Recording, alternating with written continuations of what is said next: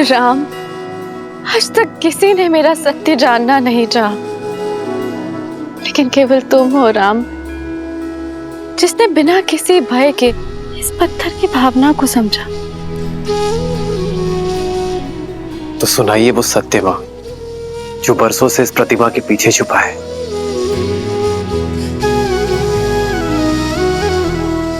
मैं अहल्या, स्वयं ब्रह्मदेव ने मेरा निर्माण किया। ब्रह्मदेव की 5 कन्याओं में से एक हूं। वैसे तो इस संसार ने सुंदरतम स्त्रियों में स्थान दिया, लेकिन महर्षि गौतम ने अपने जीवन में अपनी पत्नी बनाकर स्थान दिया। प्रसन्न थी मैं, सब कुछ था मेरे पास। महर्षि गौतम जैसे ज्ञानी पति का प्रेम और सतानंद जैसा प्यारा संस्कारी पुत्र। निश्चिंत थी मैं कि मेरे जीवन में कुछ अनुचित नहीं हो सकता, पर ये मेरा भ्रम था। नहीं जानती थी मैं कि मेरा रूप ही मेरा शत्रु बन बैठेगा। नहीं समझ पाए कि कब देवराज इंद्र की कुदृष्टि मुझ पर पड़ गई। नहीं जानती थी मैं कि देवराज इंद्र उस अवसर की प्रतीक्षा कर रहे हैं जो मेरे जीवन में आपदा बनकर आने वाला था, मेरा संसार बिखेर देने वाला था।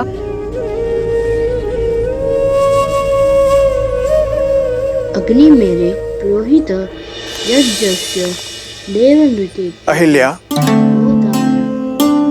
जी जी महाराज। मैं संध्या स्नान के लिए जा रहा हूँ। जी, आपके लौट के आने तक संध्या पूजन की सारी सामग्री सज रहेगी। आओ शिष्यों।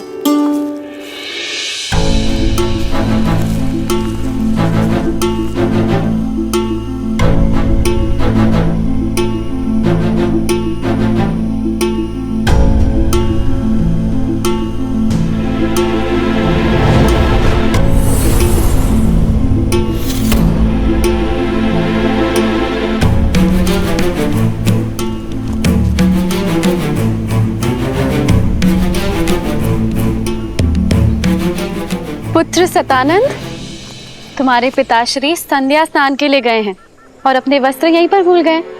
तो जाओ और तुम्हें ये दे के आओ। जी माँ।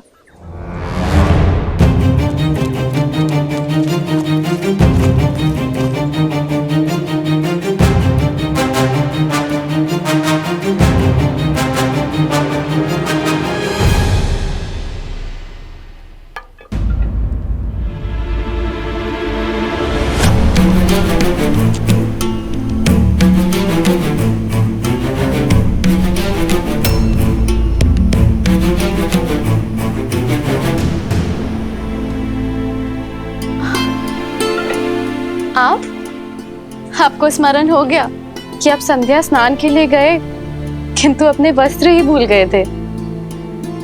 मैंने सतानंद को भेजा है आपके वस्त्र लेकर।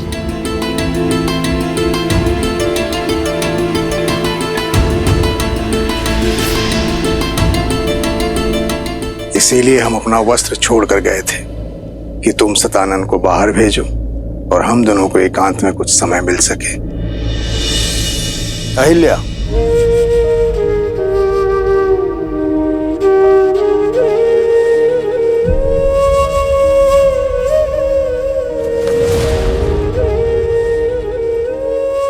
राम। इंद्र की शक्तिशाली माया जाल में फंस गई। नहीं समझ पाई कि मेरे पति के रूप में कोई और था और वहां अनर्थ हो गया।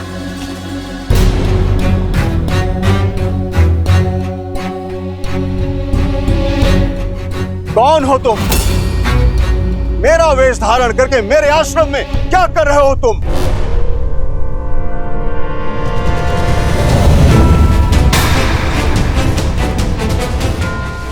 इंद्र? देवता होते हैं मनुष्य और ऋषियों की रक्षा के लिए, परंतु तुम एक ऋषि पत्नी के साथ,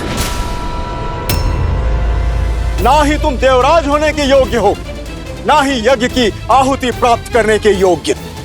नहीं नहीं नहीं ऋषिवर, ऋषिवर मुझे क्षमा कर दीजिए, मुझसे बहुत बड़ी भूल हुई है ऋषिवर। तुम्हारे पाप के कारण जीवन के प्रत्येक क्षण में तुम्हें शाप भोगने के योग्य हो तुम।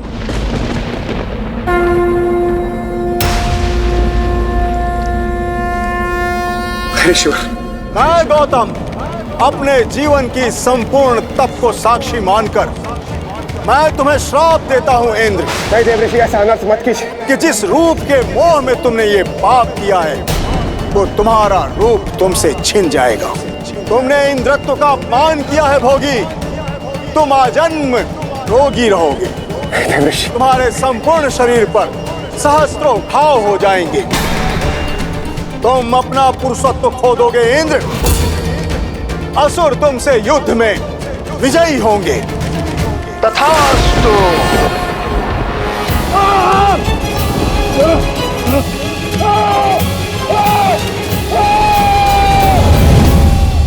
ऋषि गौतम की आंखें पथराई हुई थी, वो मौन थे, मौन,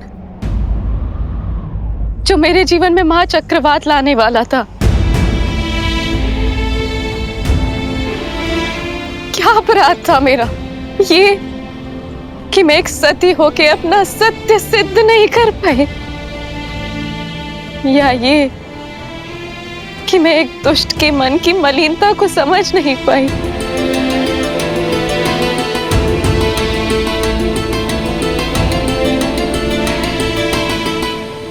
सच में तुम्हें ज्ञात नहीं था कि वो मैं नहीं हूं।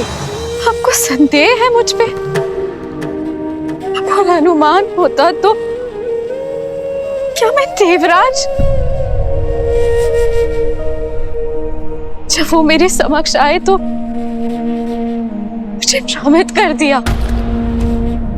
इंद्र के रूप में नहीं, अभी तो बिल्कुल आपकी तरह लग रहे थे वो, और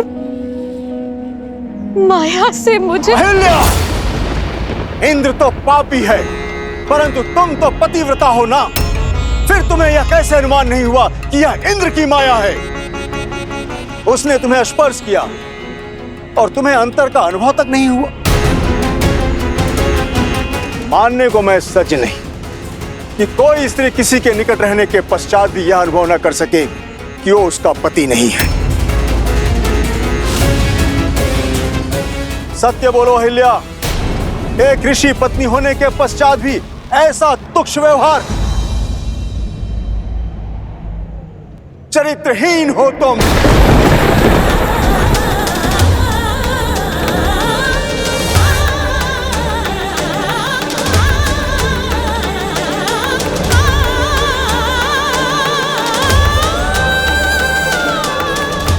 जो स्त्री शब्दों से, भाव से, स्पर्श से किसी की भावना को न समझ सके वो पत्थर के समान होती है।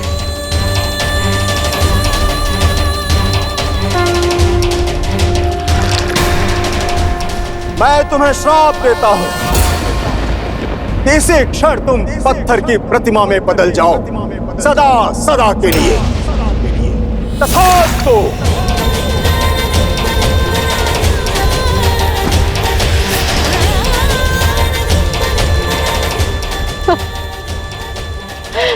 अनर्थ मत कीजिए आर्य, मेरी बात तो सुन लीजिए,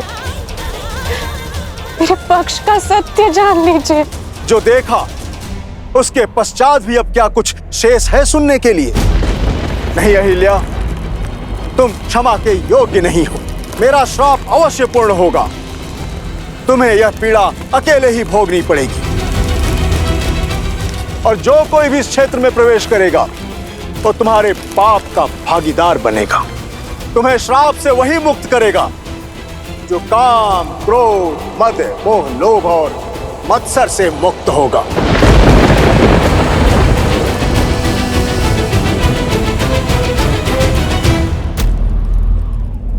माता,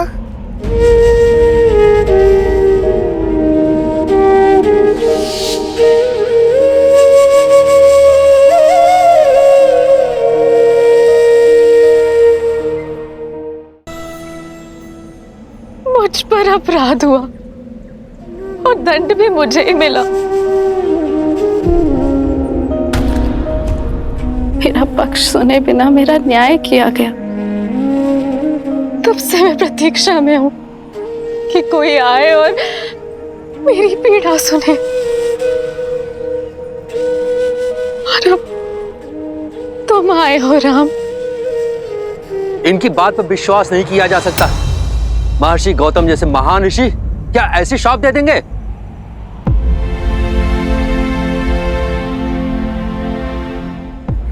यदि एक पति अपनी पत्नी के आंसुओं में छुपा सत्य न देख सके तो क्या वो पाप नहीं? एक संबंध में सबसे बड़ा पाप होता है उस संबंध में सम्मान खो देना। यदि गौतम ऋषि सम्मान न खोते, माता अहिल्या के साथ साथ पति पत्नी के संबंध को शाप ना देते, अपराधी को उसके अपराध का दंड अवश्य मिलना चाहिए, पीड़ित को नहीं। एक स्त्री की पवित्रता का मापदंड उसका शरीर नहीं होता, भाव होता है, उसका मन होता है।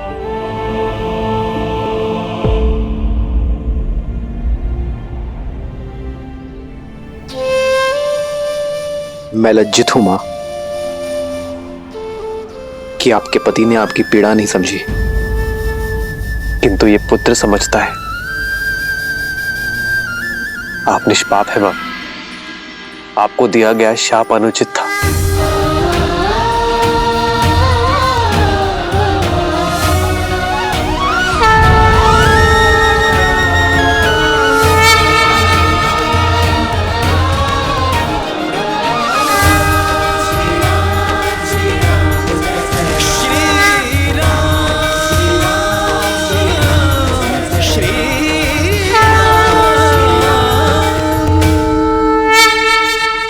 एक मां जब अपनी संतान को जन्म देती है तो कुछ देर के लिए मूर्छित हो जाती है, पथरा जाती है। संतान का रुदन, उसके आंसू, उसके पांव का प्रहार उसे जगाता है मां, संसार में फिर से लाता है। ऐसा ही आपका पुत्र आपको जगाने आया है मां। जाग जाइए मां, लौट आइए।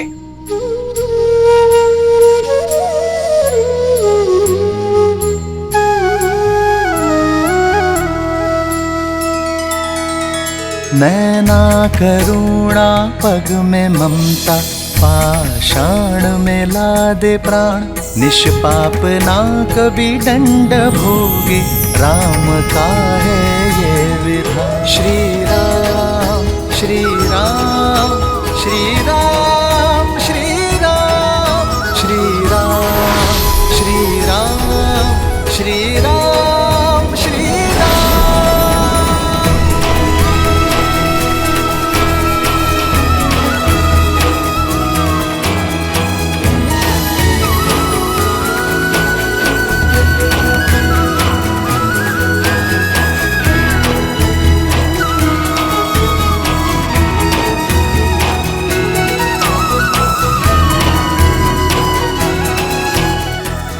माता,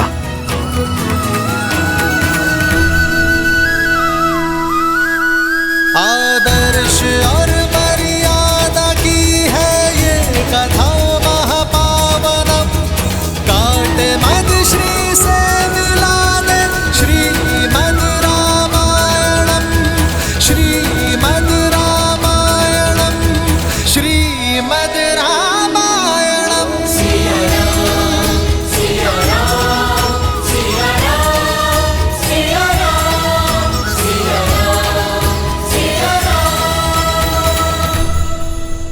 माता, माता, पुत्र, माता,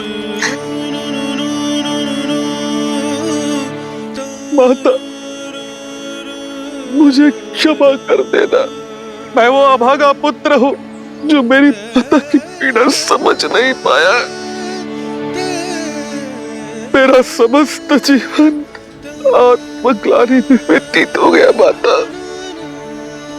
मुझे क्षमा कर देना। माता, मुझे क्षमा कर देना। नहीं पुत्र, मैं तुमसे रुष्ट नहीं हूं पुत्र सतानंद। व्यक्ति की समझ तो आयु से परिपक्व होती है।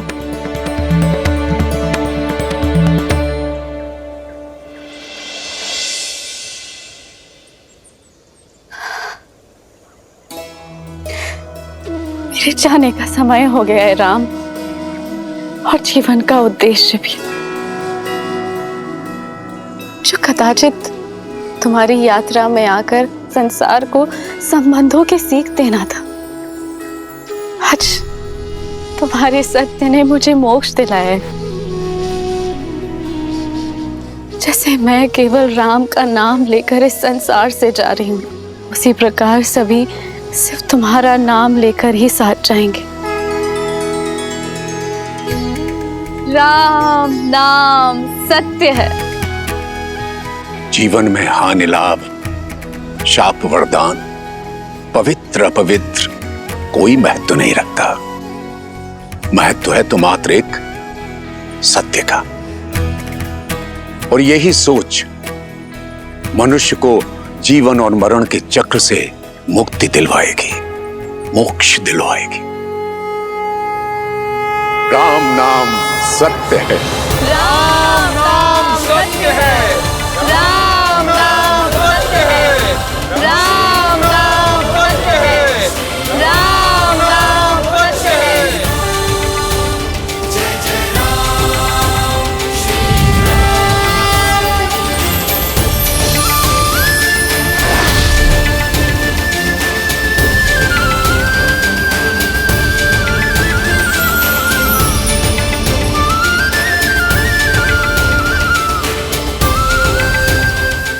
अद्भुत। राम नाम सत्य है।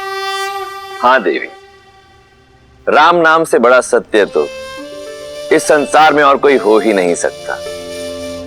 क्योंकि श्री राम जैसे मनुष्य अपने अपयश की चिंता किए बिना दूसरों की पीड़ा हरते हैं।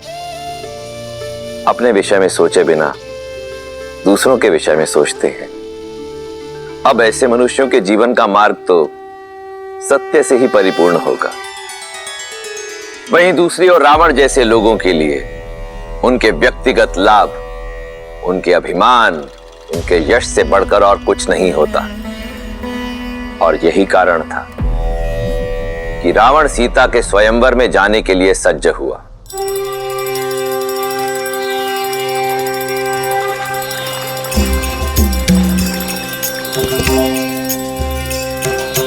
आशुतोष शशांक शेखर चंद्रमौली चिदंबरा कोटि कोटि प्रणाम शंभु कोटि नमन दिगंबरा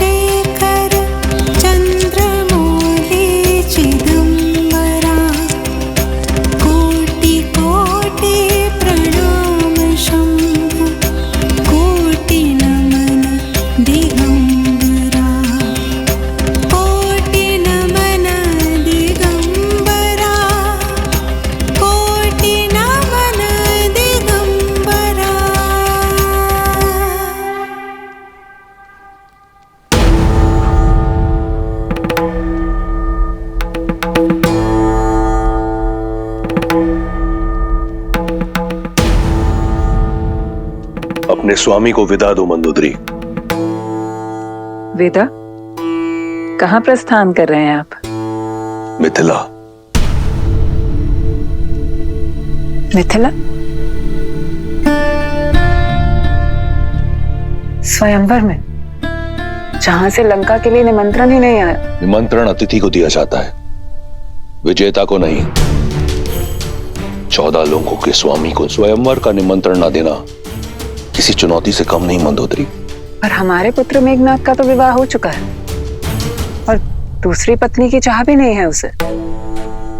मैं मिथिला मेघनाथ के लिए नहीं जा रहा।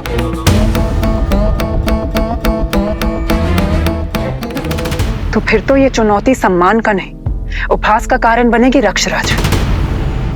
आपकी आयु तो जनक से भी अधिक है। निसंदेह, परंतु ना मैं जनक हूं और ना सीता का पिता, और आयु उन्हीं की बढ़ती है जो स्वयं को वृद्ध माने। इतने वर्षों पश्चात मेरा प्रेम, मेरी सेवा आपके लिए कम पड़ गई। मंदोदरी, तुम मेरे लिए वो अमूल्य रत्न हो जिसका तेज, जिसकी चमक कभी मंद नहीं होगी। तुम सदैव मेरी पटरानी रहोगी। फिर जनक पुत्री क्यों? मैं मिथिला केवल जानकी के लिए नहीं, महान शिव धनुष पिनाक के लिए जा रहा हूं। उसका वहां मिथिला में रहना चुभता है मुझे। जब महादेव का परम भक्त यहां लंका में है तो उनका पावन धनुष वहां मिथिला में क्यों? मैं उसे यहां लेकर आऊंगा, अपनी भक्ति के प्रसाद के रूप में। और यदि जानकी मेरी वीरता का पुरस्कार बनकर यहां आती है तो इसमें क्या बुराई है? जो आप करने जा रहे हैं वो अनुचित है लंकेश।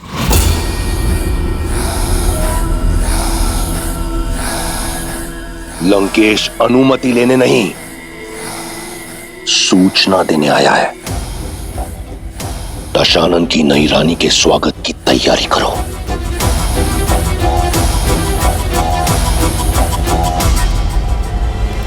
अपने इस भक्त को आशीर्वाद दे महादेव। और मुझे आशा है कि मेरी पटरानी की ओर से आपके धनुष के स्वागत में कोई कमी नहीं रहेगी।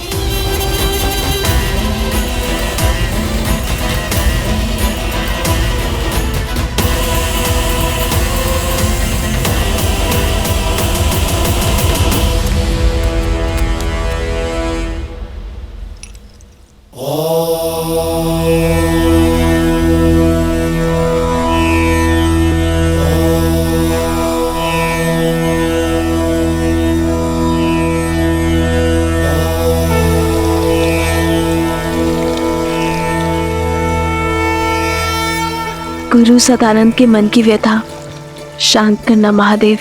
दीदी, दीदी सुनो। मैं पूजा कर रही हूँ उर्मिला। दीदी, आचार्य सदानंद गौतम ऋषि के आश्रम से लौट आए। कहाँ है वो? दशरथ नंदन भी आए उनके साथ? वो तो पता नहीं, कदाचित साथ हो। गुरुदेव तो आते ही राजसभा में चले गए थे पिताश्री से भेंट करने के लिए।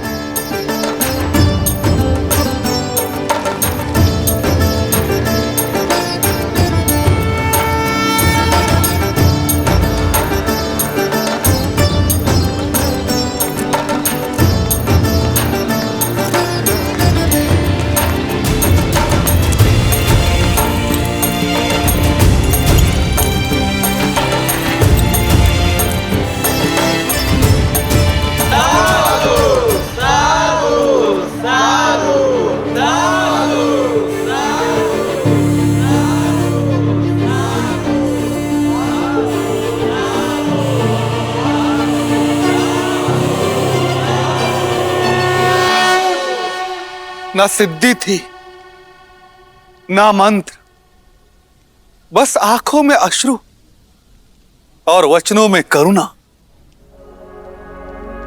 राजन, उसका बखान मैं अपने शब्दों में नहीं कर पाऊंगा। अपने स्पर्श से मेरी माता को श्राप मुक्त कर दिया और मुझे बिना स्पर्श के इस अभिशाप से कि मैं एक चरित्रहीन का पुत्र हूं, आज मैं आपके समक्ष गर्व के साथ यह कह सकता हूं कि मैं अहिल्या पुत्र सतानंद हूं। मेरी मां कलंकिनी नहीं है, मेरी मां पवित्रा है, पवित्रा। साधु, साधु, साधु।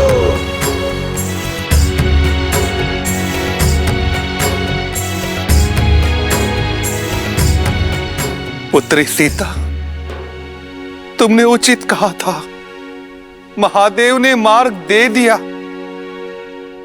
अब तुम्हारे इस गुरु को शांति की खोज के लिए कहीं और जाने की कोई आवश्यकता नहीं। इस समस्त संसार में वस्तु, संपत्ति, शक्ति का कोई मोल नहीं है। मोल है तो केवल राम नाम का। राम नाम सत्य है, राम नाम सत्य है, राम नाम ही सत्य है, राम नाम ही सत्य है, राम नाम ही सत्य है, राम नाम ही सत्य है। गुरुवर, ऐसे धीर के तो हम भी दर्शन करना चाहेंगे। ऋषि विश्वामित्र मिथिला के इतने निकट हैं, तो आप उन्हें न्योता देते ताकि हम उनकी सेवा कर पाते, और सेवा के साथ साथ हमें दशरथ नंदन के भी दर्शन हो जाते।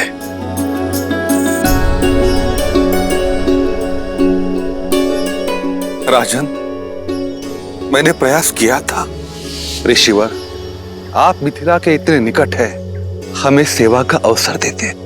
मिथिला में शिव धनुष्य यज्ञ होने वाला है और जनक कुमारी का स्वयंवर भी। मैं अवध कुमारों को किसी और उद्देश्य से लेकर आया हूं शतानंद।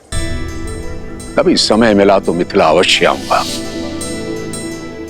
कदाचित उनके मन में कुछ और है।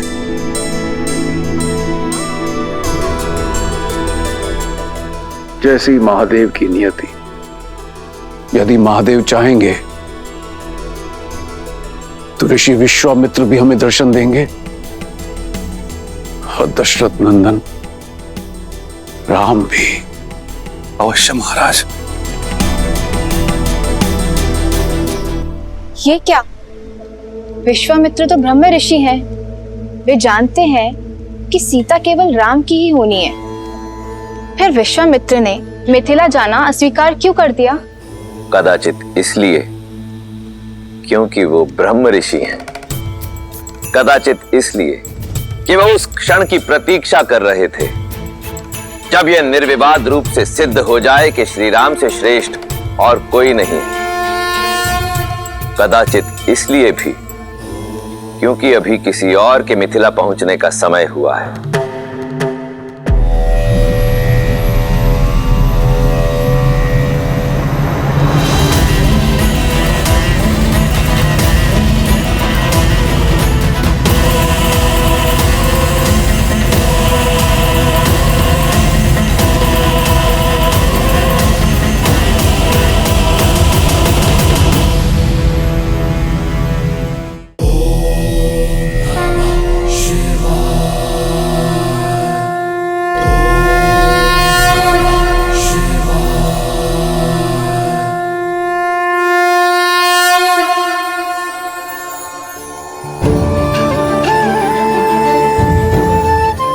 मिथिलावासियों, महापावन शिव धनुष को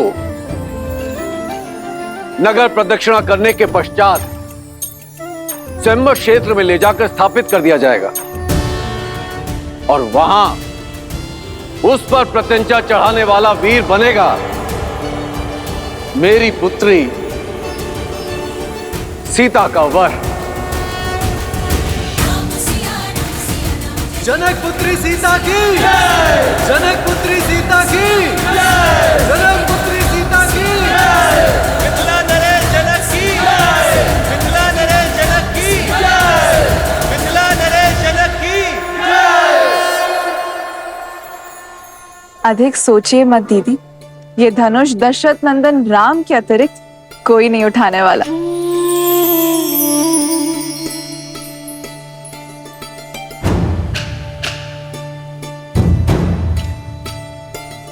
अनुष्ठान प्रारंभ करो।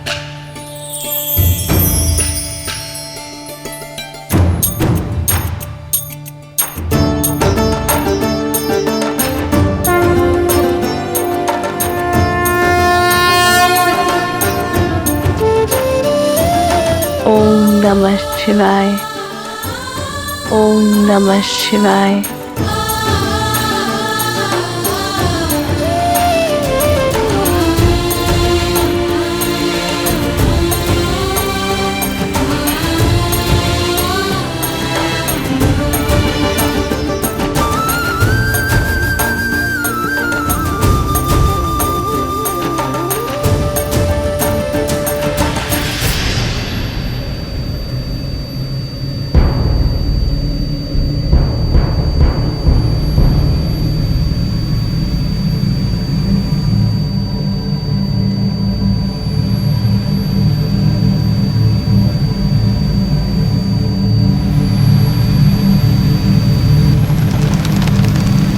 पुष्पविमान अर्थात रावण यहाँ आया।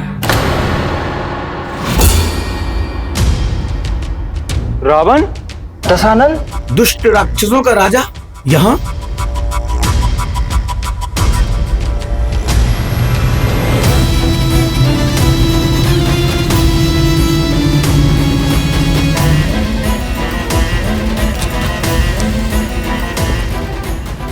महादेव का पिनाक तो यहां है, अर्थात स्वयंवर आरंभ होने में समय है। पुष्पाक,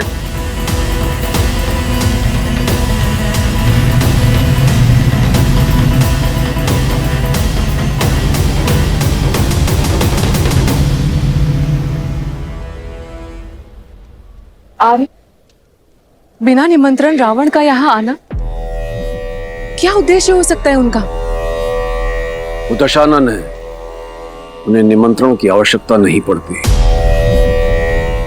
और नीति और नियम के अनुसार भी हम उन्हें इस स्वयंवर में भाग लेने से रोक नहीं सकते।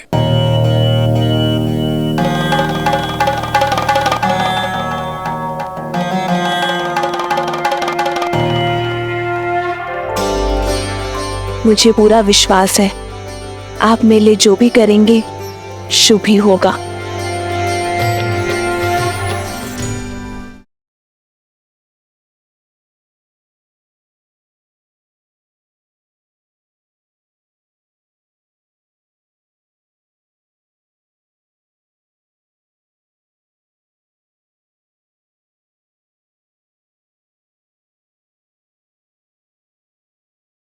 आप सभी इतने चिंतित और भयभीत होकर जा कहाँ रहे? ये स्थान शापित है। वो झील देख रहे हैं ना, काले मलिन जल से भरी हुई। अचानक वहां से जल का वेग आता है और बाढ़ आ जाती है, सब बहा ले जाती है।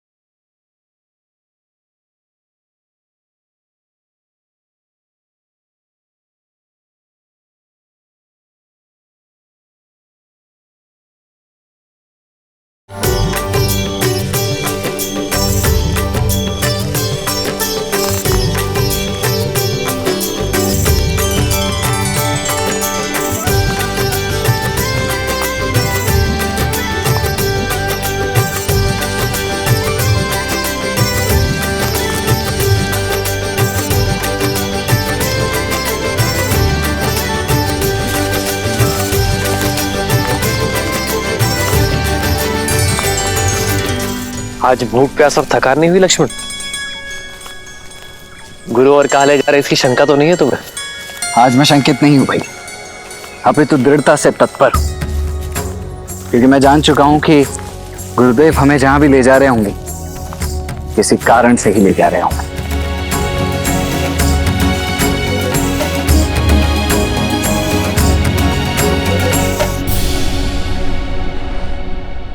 यहाँ नहीं रहना हमें, चलो जल्दी चलो। हाँ, यहाँ नहीं रहना, चलो चलो।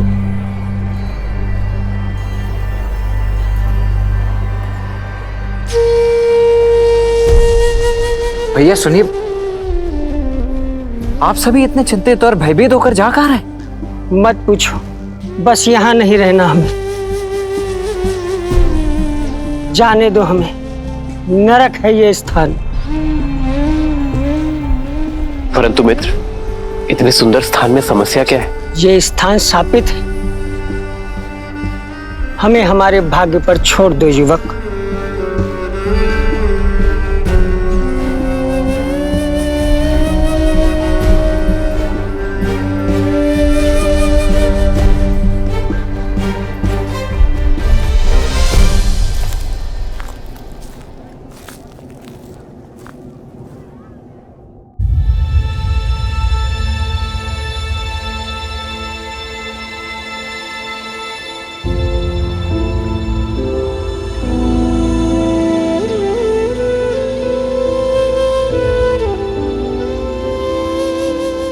वो झील देख रहे हैं ना, कृष्ण झील,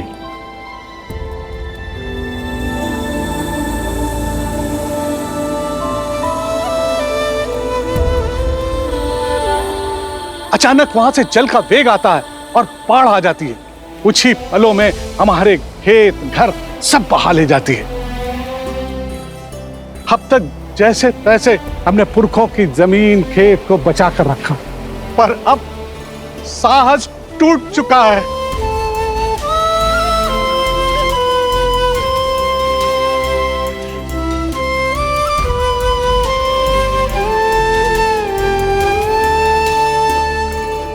समाधान भागने में नहीं, साधने में है। प्रयास किए, पर कोई भी इस बाढ़ को नहीं रोक पाया। जिसने भी प्रयास किया वो मारा गया।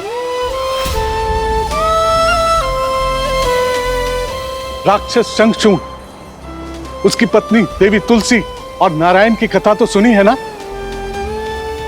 वो झील साधारण नहीं है, देवी तुलसी के मन की पीड़ा से भरी हुई है।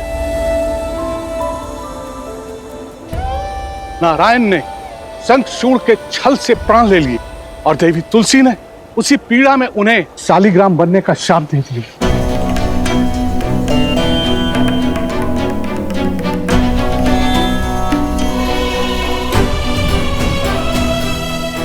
ये शालिग्राम नारायण के चिन्ह है, शापित होकर पड़े हैं गंडकी नदी के तट पर।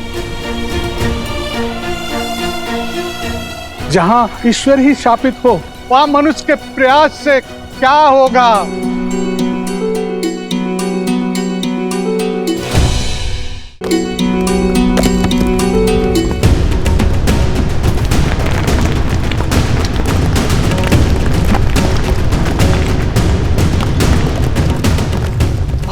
भागो, सब लोग वहां से भागो, शीघ्र ऊंचे स्थान पर जाओ। आओ, चलो इधर आओ, निकलो।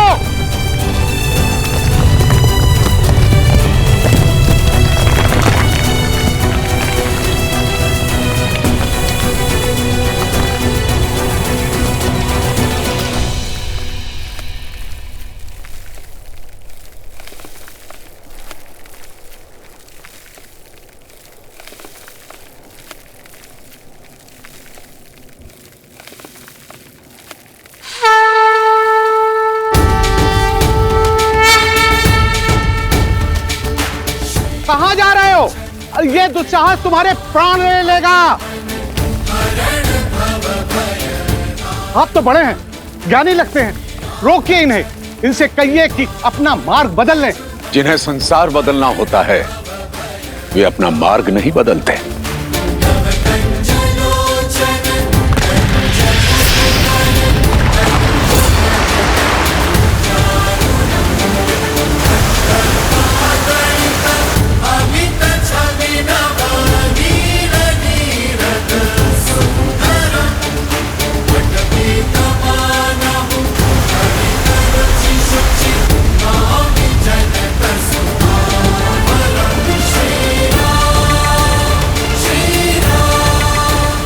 महादेव रक्षा करो।